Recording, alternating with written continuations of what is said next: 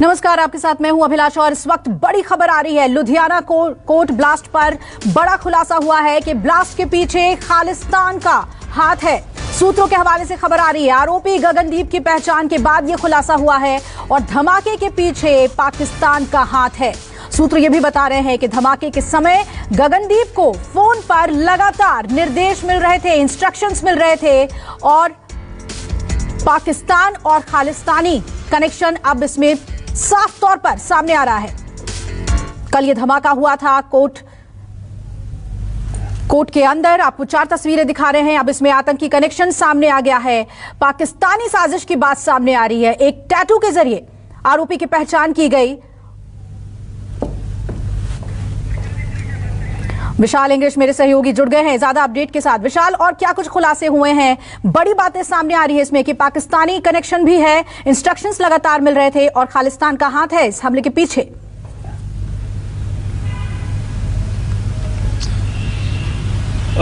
देखिए अभिलाषा, खालिस्तान का हाथ होने की आशंका जतलाई जा रही है और वहीं पर अब से थोड़ी देर बाद ही पंजाब के डीजीपी सिद्धार्थ चट्टोपाध्याय एक प्रेस कॉन्फ्रेंस करने के बाद खुलासा कर सकते हैं कि किन किन एजेंसियों का इसमें हाथ था। क्योंकि जो गगनदीप है, गगनदीप के घर पर, जो खन्ना में उसका घर है ललेड़ी रोड पर, तो वहां पर रात भर पुलिस का सर्च अभियान चला है। डॉग स्क्वाड की मदद ली गई है और उसका लैपटॉप, जो मोबाइल है और कुछ जरूरी कागजात पुलिस ने अपने कब्जे में लिए हैं और वहीं पर उसके भाई को भी हिरासत में लिया गया है और उसके पारिवारिक लोगों से पुलिस ने रात भर पूछताछ भी की है। क्योंकि आज उसकी डेड बॉडी की शिनाख्त होनी है और क्योंकि उसका पोस्टमार्टम डॉक्टरों के एक पैनल द्वारा कर लिया गया है, तो उस संस्कार के बाद जो सुरक्षा एजेंसियां आगे बढ़ेंगी। लेकिन जो गगन का अतीत है वो संदिग्ध है और जिस तरह से वो जेल में रह कर आया है, जेल में किन लोगों के साथ उठता बैठता था,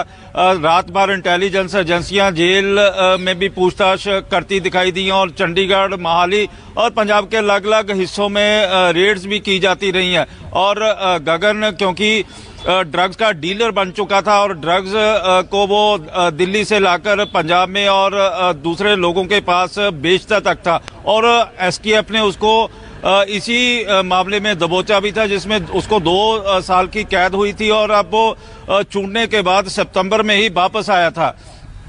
और आज जिस तरह से रात भर एनआईए की टीम लगातार ही कोऑपरेट कर रही है, क्योंकि जो ब्रेकअप किया गया है, जो सारे मामले को ब्रेक किया है, वो पंजाब के काउंटर इंटेलिजेंस ने, ओकू ने किया है और ओकू के अधिकारी रात भर पंजाब के अलग अलग स्थानों पर रेड करते हुए दिखाई भी दिए।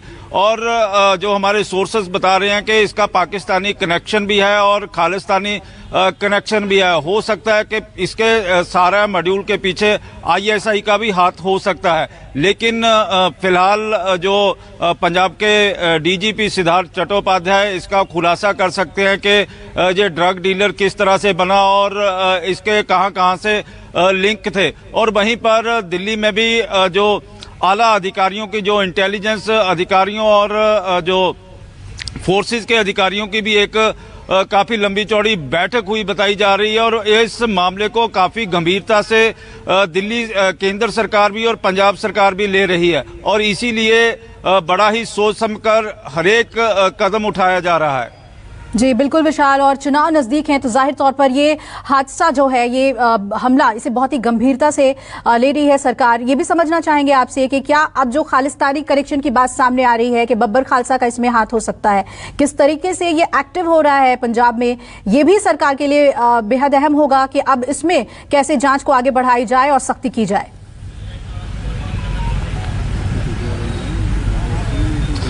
देखिए, अभी तक जो हमारे पास पुख्ता जानकारी है कि किसी भी तरह से जो बब्बर खालसा की बात अभी नहीं आई है, लेकिन दबी जबान से ये कहा जा रहा है कि बेशक इसमें जो हमारे सोर्सेज भी बता रहे हैं कि इसमें हाई एक्सप्लोजिव आरडीएक्स का इस्तेमाल किया गया है और आरडीएक्स इसके पास कहां से आया, 1 किलो के करीब बताया जा रहा है कि आरडीएक्स का इस्तेमाल किया गया है। आरडीएक्स कहां से आया, क्योंकि आरडीएक्स देश में नहीं बनता और आरडीएक्स की स्मगलिंग हमेशा से ही पाकिस्तान बॉर्डर के थ्रू होती आई है और पंजाब का 500 किलोमीटर का जो बॉर्डर है, आए दिन क्योंकि 14 तारीख को ही इंटेलिजेंस एजेंसियों ने इनपुट दे दिया था कि पाकिस्तान के रास्ते से ड्रोन के माध्यम से हथियार और आरडीएक्स भेजा जा रहा है। किन लोगों के पास ये आरडीएक्स यहाँ पे पहुंचा, कंसाइनमेंट आरडीएक्स की कहां से चली और इसके पास कहां से आया, ये अभी जो सुरक्षा एजेंसियां हैं इसकी जांच करने में लगी हुई है। बिल्कुल विशाल, ये भी समझना चाहेंगे कि ये कहा जा रहा है कि ऑनलाइन सारी जो इंस्ट्रक्शंस हैं वो आरोपी को दिए जा रहे थे, गगनदीप को दिए जा रहे थे। तो क्या ये माना जाए कि अब इसमें पाकिस्तान का हाथ साफ तौर पे सामने आ रहा है? आज जो प्रेस कॉन्फ्रेंस होगा उसमें पाकिस्तान से जुड़ा हुआ बड़ा खुलासा हो सकता है?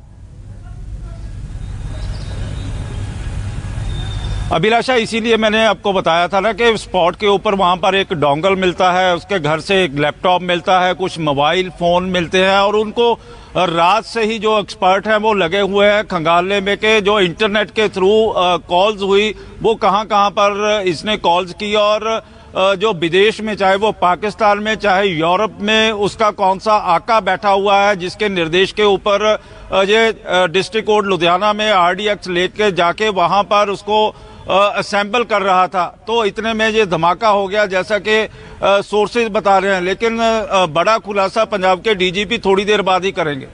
बिल्कुल, और जो पाक हैंडलर जो कि लगातार जुड़ा हुआ था गगनदीप से, इंस्ट्रक्शन दे रहा था, अब क्या उसकी धरपकड़ के लिए भी कोशिश होगी? किस तरीके से अब जांच आगे बढ़ेगी? एनआईए की नजर खास तौर पर उस पाक हैंडलर पर होगी? देखिए जो हमारे सोर्सेज है वो ये भी बता रहे हैं कि हैंडलर की भी पहचान कर ली गई है कि कौन वो हैंडलर है जहां पर इंस्ट्रक्शन पास की जा रही थी और पंजाब में कुछ लोगों को हिरासत में भी रात से लिया गया है। उनसे लगातार ही इंटेरोगेशन सेंटर्स में, पंजाब के अलग अलग इंटेरोगेशन सेंटर में, चाहे वो लुधियाना हो, खन्ना हो, जहाँ फिर मोहाली हो, वहां पर लगातार ही पूछताछ चल रही है और पूछताछ के बाद सुरक्षा एजेंसियों के पास अहम सुराग भी लगे हैं। जी बिल्कुल, और लगातार हम आपके पास लौटते रहेंगे विशाल इस पर ताजा अपडेट के लिए। फिलहाल शुक्रिया आपका, और खास तौर पे नजर रहेगी 12:30 बजे की प्रेस कॉन्फ्रेंस पर कि पंजाब पुलिस और क्या खुलासे इस मामले से जुड़ी हुई करती है। नमस्कार, मैं हूं मानक गुप्ता। अगर आपको हमारा ये वीडियो पसंद आया हो तो इसे लाइक और शेयर जरूर करें, और हां, हमें सब्सक्राइब और फॉलो करना ना भूलें ताकि आप देश और दुनिया की कोई खबर मिस ना करें। तो जुड़े रहिए हमारे साथ और देखते रहिए न्यूज़ 24।